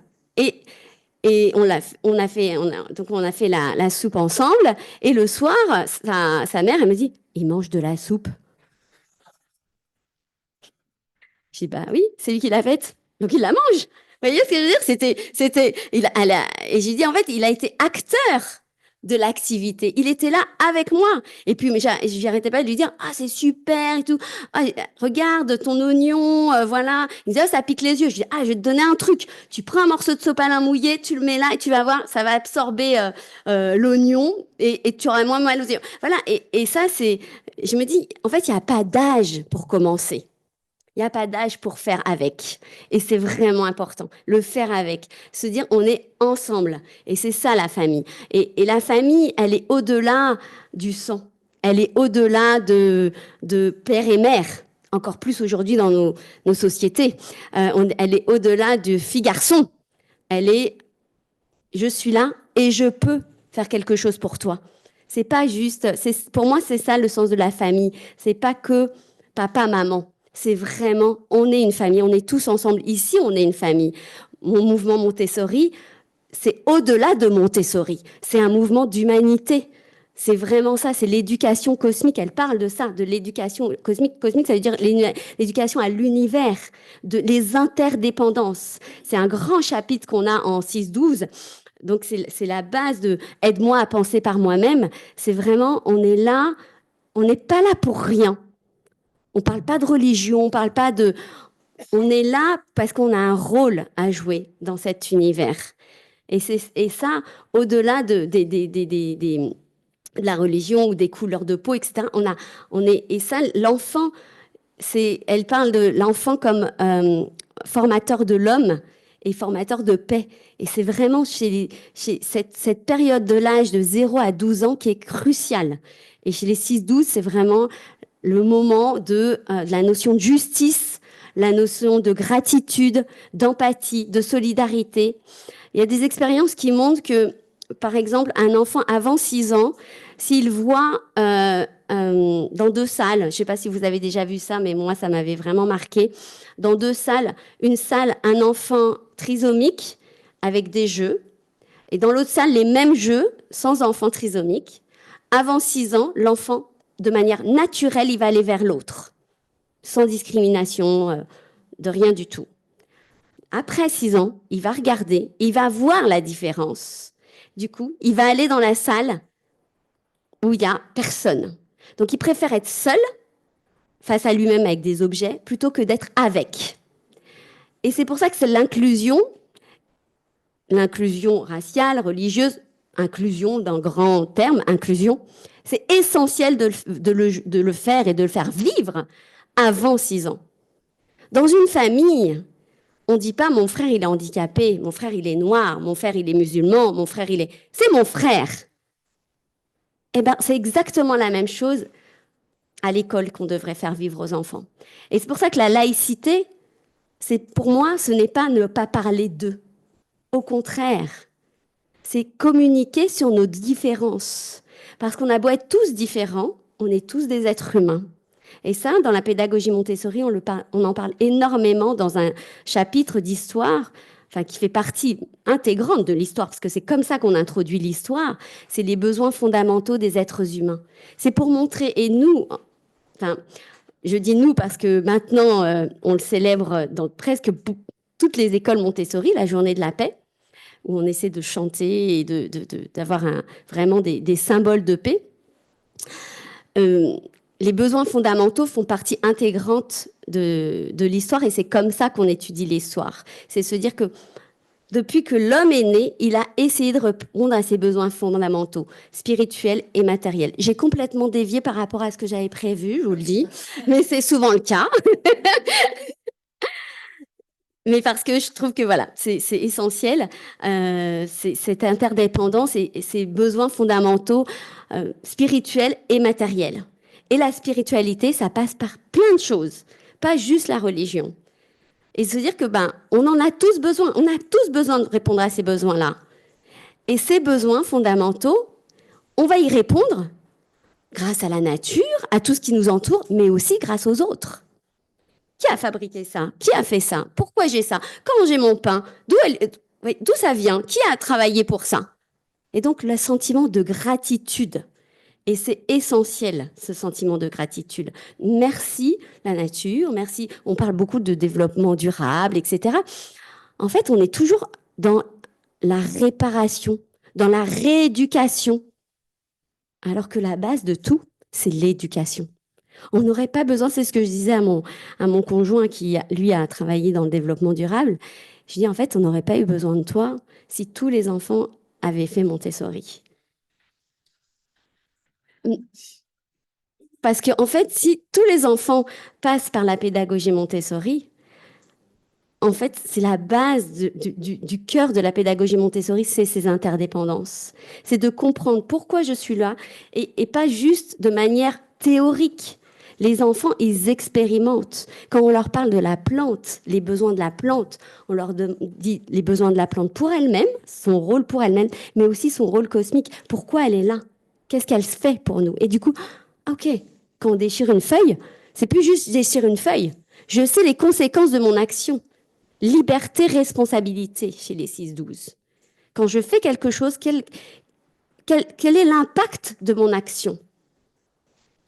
Et ça, si on est conscient de ces impacts, du coup, quand on va créer des choses, même en étant ingénieur, d'ailleurs, je lui dis, ça fait des ingénieurs ingénieux et pas des ingénieurs qui vont juste avoir une idée en tête, c'est ça, et qui vont pas se dire, mais si je crée ça, quelle est la conséquence de ce que je vais créer?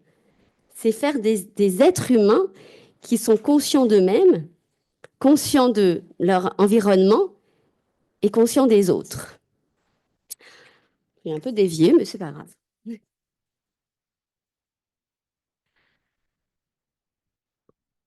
Donc, comprendre les besoins de l'enfant aide les parents à l'accompagner avec confiance et bienveillance.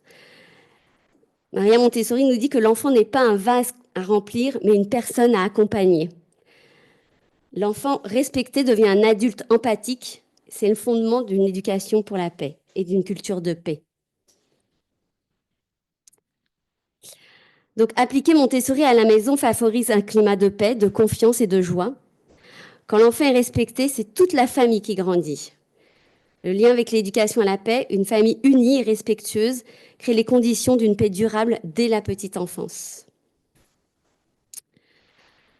Donc, Montessori propose des repères pratiques, donc l'observation de l'enfant, c'est-à-dire on regarde avant d'agir. Ça, c'est très difficile, même moi en tant que maman.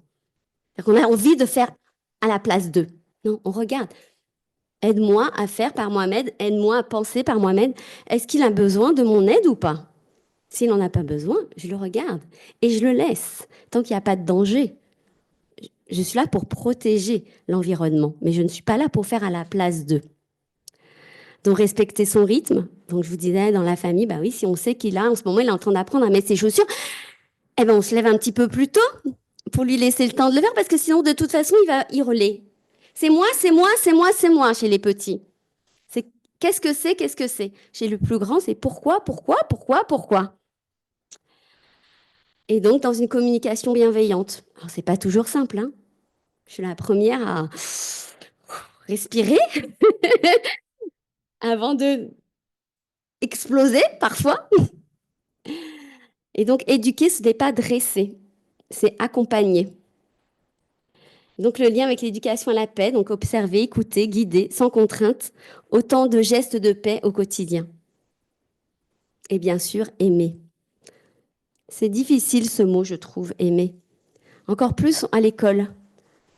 Quand j'étais professeur des écoles, quand j'ai passé le concours, quand j'ai dit ça, on m'a regardé des yeux. J'aime les enfants. Ben oui, c'était pour ça au départ. Mais en fait, ce que je voulais dire, c'est que j'aime les voir évoluer, j'aime les voir grandir, j'aime les voir apprendre. Il n'y a rien de plus beau que de voir un enfant qui réussit quelque chose. On se dit, il a réussi par lui-même. Je lui ai montré le chemin, mais lui, il a réussi. C'est lui qui fait.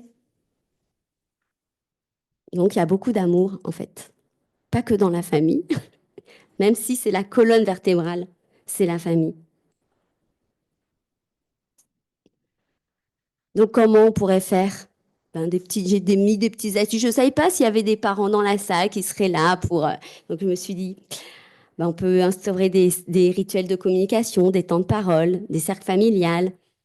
On peut lire des livres sur les émotions, la diversité, l'empathie, l'inclusion. Cultiver le sentiment de gratitude. Dire merci, sans dire « tu dois me dire merci ». Je suis ta mère, je suis ta grand-mère, tu dois dire merci. Montrez-lui l'exemple. Merci madame, merci, et il va le faire. Donc participer ensemble à des projets solidaires ou écologiques, faire la cuisine, bon voilà, tout plein d'idées. Et donc se rappeler que l'enfant apprend plus par l'exemple que par les mots. Et donc je voulais finir par cette citation, et c'est drôle, hein, parce que c'est ce qu'a dit monsieur le pape. Et c'est une citation de Maria Montessori. Donc, je vous incite à lire ce livre, hein, vous qui êtes tous pour l'éducation à la paix, qui, moi, quand je l'ai lu la première fois, donc il y a 27 ans, j'en ai eu des frissons et j'en ai pleuré. Parce que je n'avais pas mesuré autant mon rôle. En fait, quand j'ai fait ma formation 3-6 ans, éducatrice Montessori, à AMI, donc Association Montessori Internationale, qui est la seule formation qui vous garantit d'avoir une bonne pratique de la pédagogie Montessori. Parce qu'aujourd'hui, il y a tout et n'importe quoi en Montessori. Donc, je vous invite à dire ça aussi à vos amis, de ne pas hésiter d'aller vers l'Association Montessori de France pour les aider et les adresser vers des bonnes écoles, parce qu'il y a vraiment tout et n'importe quoi, vu que le nom Montessori n'est pas protégé. Donc, l'enfant est pour l'humanité à la fois un espoir et une promesse. En prenant soin de cet embryon comme notre trésor le plus précieux, nous travaillerons à faire grandir l'humanité. Voilà, je voulais finir par ça. Et...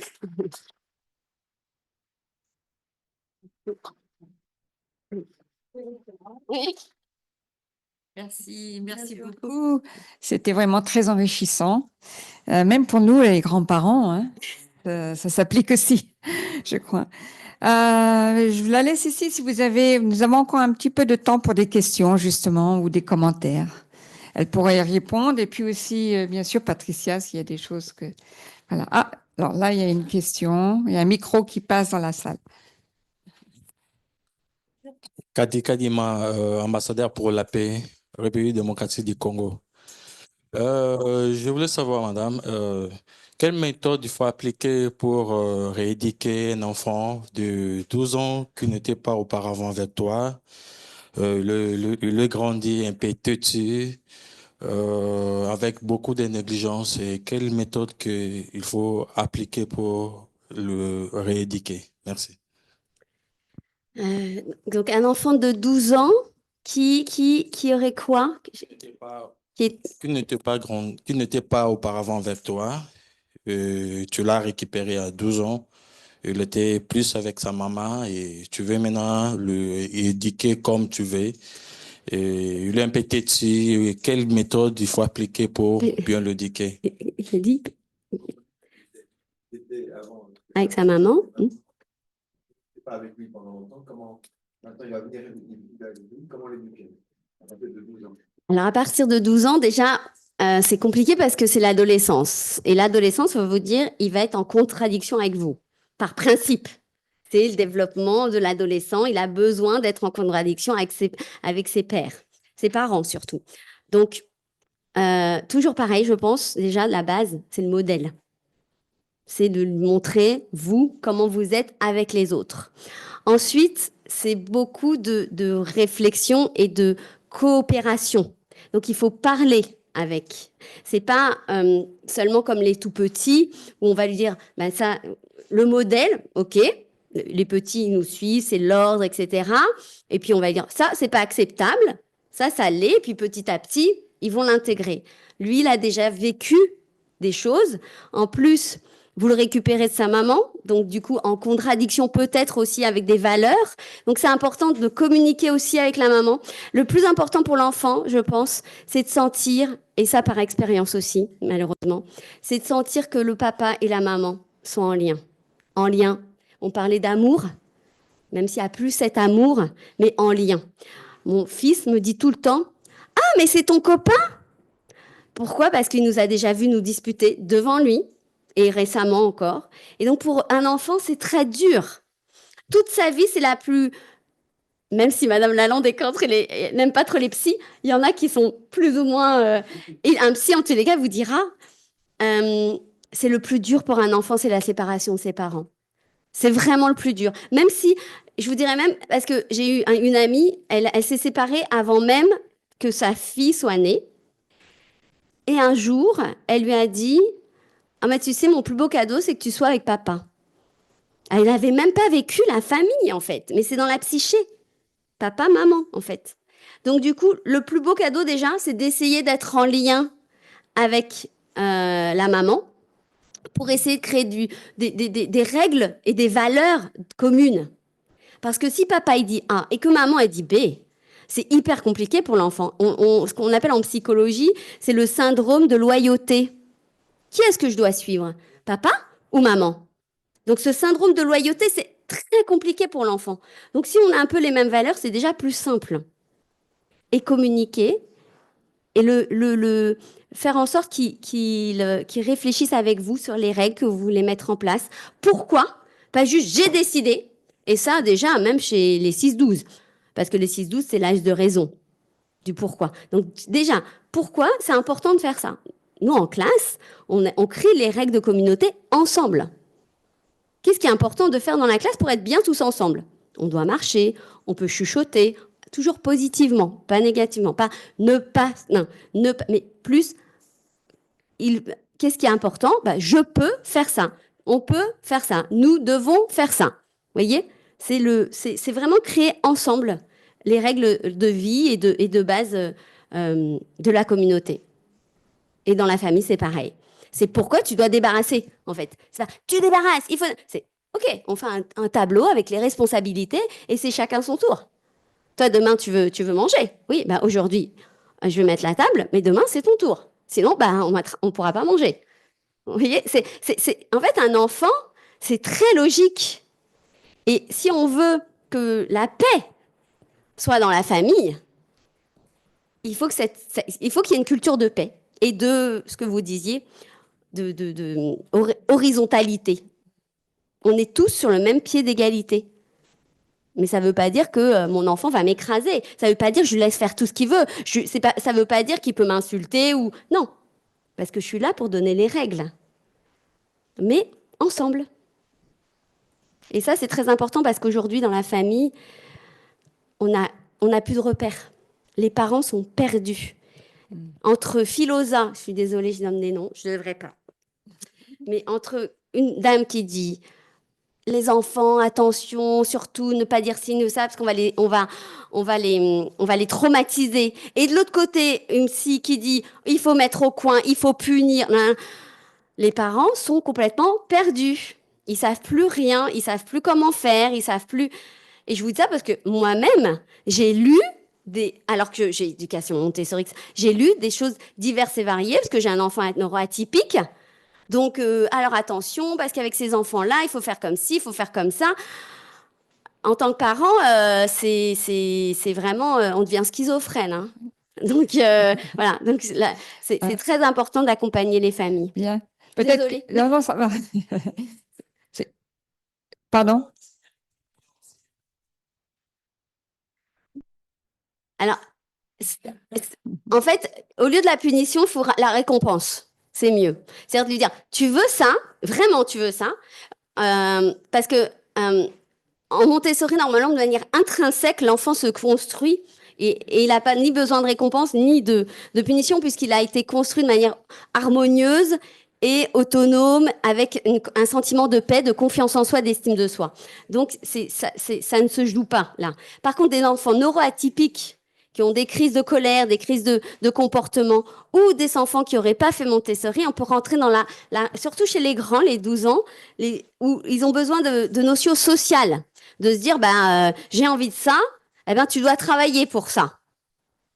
Donc, une récompense par rapport, parce que tout travail mérite salaire, entre guillemets. D'accord. Et donc, l'enfant, il en a besoin. Patricia, tu as quelque chose à dire aussi? Non? Oui. Ah oui. Ah non, mais moi, j'ai mes deux petits-fils, là, ceux que j'ai à Paris et pareil à Barcelone et tout, ils sont toute la journée, ils sont tout le temps sur leur écran. Même ma petite fille de Nouvelle-Calédonie, ils sont tout le temps. Et ça, c'est très, mauvais. très nouveau. C'est nouveau. Mais ça casse la famille. Et ça, oui, c'est très, très important. Mais il y a des moments dans le salon, on est 5, tout le monde est sur portable, hein, tout le monde. Il y a une Alors, expérience voilà, comme ça, ça où... Non, mais ça, et même oui. à table, souvent. Même à table. Il faut lutter contre ça et c'est très difficile. Oui. Et là, le petit dont je vous parlais de 11 ans, là, qui a ses difficultés, eh ben, sa maman, elle ne veut pas lui laisser le portable. Elle a juste un numéro de téléphone pour s'il a un problème dans la rue, un petit portable pour téléphoner, mais elle lui a interdit les écrans. Mais alors, c'est terrible parce que tous mes copains en ont, sauf moi. Enfin, ça devient, c'est un vrai problème de société. Clairement. Et moi, j'étais à la messe où le curé racontait une chose très drôle dans son sermon. Il expliquait qu'il se balade dans la rue, puis il voit que des gens qui parlent tout seuls. En fait, ce sont des gens qui sont branchés. Alors, Oui, la première fois, ça m'a fait oui, bizarre. mais moi. voilà, tout le monde est dans son monde. et dans- Oui. Bien. Non, et puis en plus, les écrans, le problème, c'est chez les tout petits, ça crée des troubles du langage énormes. Mais en fait, c'est pareil, c'est comme le sucre ou... En fait, qui est-ce qui donne ça à l'enfant au départ? C'est le parent. C'est le parent qui lui donne un... Moi, donc, oui, Bien. mais moi, mon fils, il fait de l'épilepsie. Donc, il n'a jamais eu d'écran, il en a un petit peu de temps en temps, et il sait que c'est temps mesuré, etc. Il me le réclame jamais. Mais déjà, il l'a eu tard. Il l'a eu vers 6 ans, 7 ans. Et c'était très limité. Bien. Et aujourd'hui, il en a 13. Et bien sûr, quand il y a tout le monde autour de lui, et du coup, chez moi, j'ai une règle. Si quelqu'un, un ado, n'importe qui, veut faire ses jeux, c'est dans la chambre. C'est pas dans le salon. Le salon, c'est un lien social. C'est le lieu où on discute. J'ai pas de télé dans le salon. J'ai pas la télé est dans une pièce à part. Vous voyez, mais en fait, c'est ça, c'est nos règles. Elles doivent être institutionnalisées dès le départ, dès la naissance, en fait. Bien. On va peut-être, si quelqu'un d'autre a, voilà, j'ai Monsieur de la Douce qui a une question ou un commentaire. Je suis grand-père de 8 petits-enfants. Oui. Il y avait une diapo où vous parliez de la curiosité et de l'imagination. Oui. Qu'est-ce qui éveille la curiosité et l'imagination et qu'est-ce qui, au contraire, peut l'étouffer? Alors ça, c'est dès les tout petits. Donc déjà, c'est leur montrer des objets vrais. Entre 0 et 6 ans, ils n'ont pas ce pouvoir d'imagination dans le sens de la réalité ou l'irréalité. Donc, il faut leur donner jusqu'à 5 ans déjà des choses vraies. C'est-à-dire que si on parle d'un lapin, parler d'un lapin dans son environnement de lapin et pas un lapin qui parle ou qui est rose ou non. Donc, la réalité. Et plus, parce que souvent on me dit, ah, mais mon enfant, il est très créatif. Hein.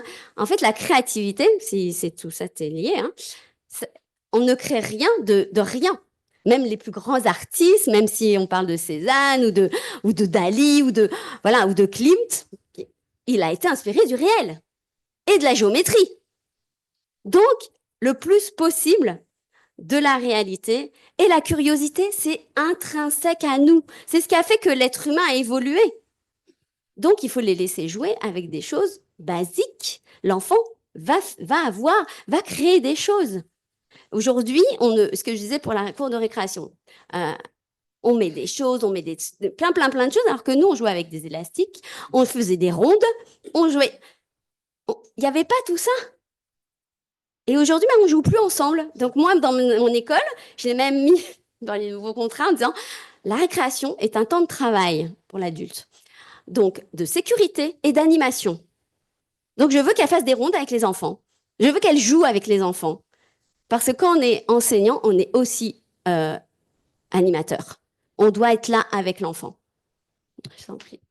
Merci. Alors, une dernière question peut-être, parce qu'avant le temps, on avait dit qu'on allait finir. Oui, Peut-être que vas-y, Madame Dienny. Bonjour tout le monde. Bonjour. Je suis très heureuse d'être parmi vous.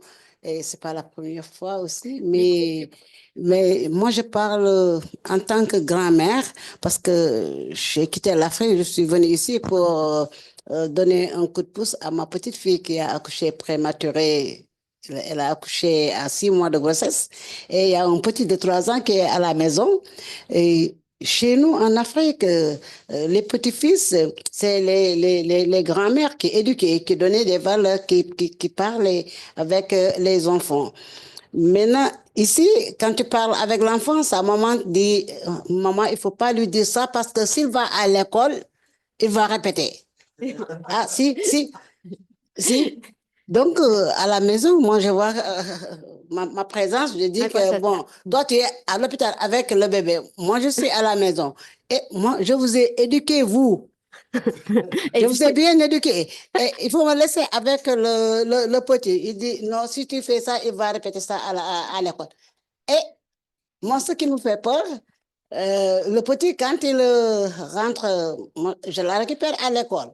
Quand tu rentres à la maison, tu vas prendre la douche, tu dis, méchante, j'ai peur, méchante, parce que j'ai peur, je ne sais pas comment ça se voit quand on est dehors, parce que je le dépose le matin, je le récupère le soir, mais quand tu dis méchant dans la rue, moi j'ai peur.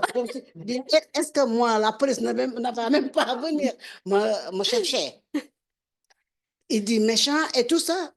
Il dit, je vais appeler la police. Mais oui. Il a le numéro. Et tout ça, moi, je dis que c'est à l'école. C'est à l'école parce qu'à la maison, on ne parle pas de police, on ne parle pas de méchanceté. Donc, avec nos enfants, moi, je me demande après, qu'est-ce que les enfants vont devenir demain?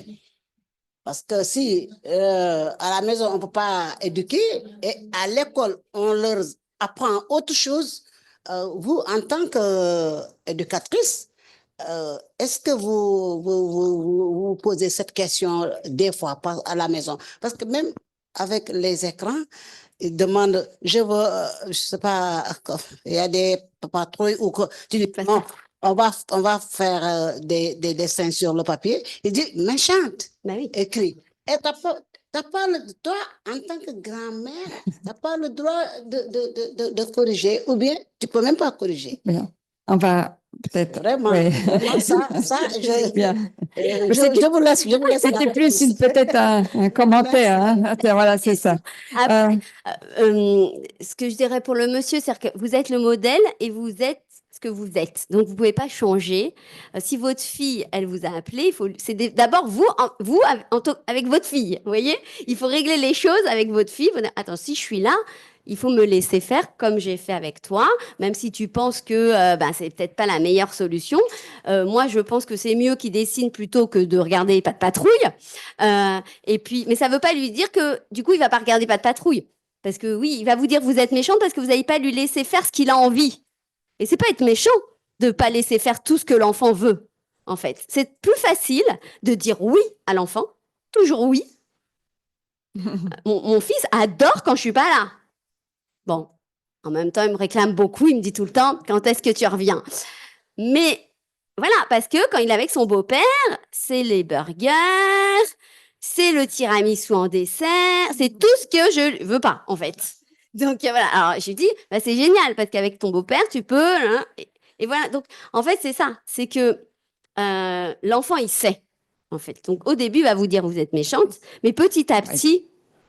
Il va vous suivre parce qu'il sait que ce qui est bon pour lui, c'est ce que vous allez lui donner. Bien, ok. Merci. Merci. Ok, c'est la conclusion. Quand il en a besoin. Bien, c'est la refuge. Merci beaucoup. En tout cas, merci beaucoup, Nadia, pour tout cela. Je suis sûre qu'il y a beaucoup de choses, mais on vous rappellera. Avec plaisir. Merci. Je pense que Patrick veut dire quelque chose, n'est-ce pas? Bon, on apprend beaucoup de choses, hein, n'est-ce pas, hein? Merci à nos intervenantes. C'était vraiment formidable. Je voudrais prendre la parole pour dire qu'il y a parmi nous des familles de Syrie et d'Afghanistan. Ils sont venus spécialement pour vous écouter. Donc, si vous pouvez vous lever, juste...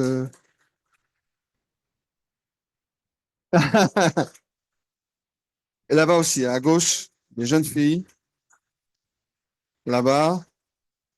Comme vous avez vu, Madame Yacoubi a reçu un prix en tant qu'éducatrice éducatrice en Afghanistan, et aussi la Syrie, Faten de Syrie. Donc, toutes leurs familles sont... ils veulent la paix dans leur pays, mais imaginez leur famille, ce qu'elles vivent, quoi. Donc, elles sont très heureuses d'être parmi nous, d'écouter tout ça, ou très heureux, comme monsieur, pardon. Mais bon, donc, je pense que c'est important de signifier ça, qu'on est un havre de paix ici et qu'on espère qu'on va pouvoir propager la paix. Voilà, merci. Ah oui. Hein? Oui, donc si vous êtes toujours intéressé de nous revoir et de venir ici, comme il y a une bonne atmosphère, comme disait l'imam, donc le 7 juin, c'est sur la Corée, justement. Pas simplement la réussite coréenne, mais le pourquoi. La philosophie, la pensée coréenne. Donc, ce sera un professeur d'université, M. Bailblé, qui viendra ici, qui va vraiment nous expliquer tout ça. Donc, le 7 juin, c'est un samedi dans l'après-midi. Voilà, merci. Merci, Patrick. Merci à... Alors, on va faire une photo tous ensemble, une photo de souvenirs, de famille, comme on dit, oui, on est une famille. Donc, on fait une photo comment? À partir d'ici ou à partir de... OK. On va tous se mettre comme d'habitude, on se met derrière les chaises. Voilà. En tout cas, merci d'être venu et d'avoir participé. Vraiment très, très bien. Merci. Hein.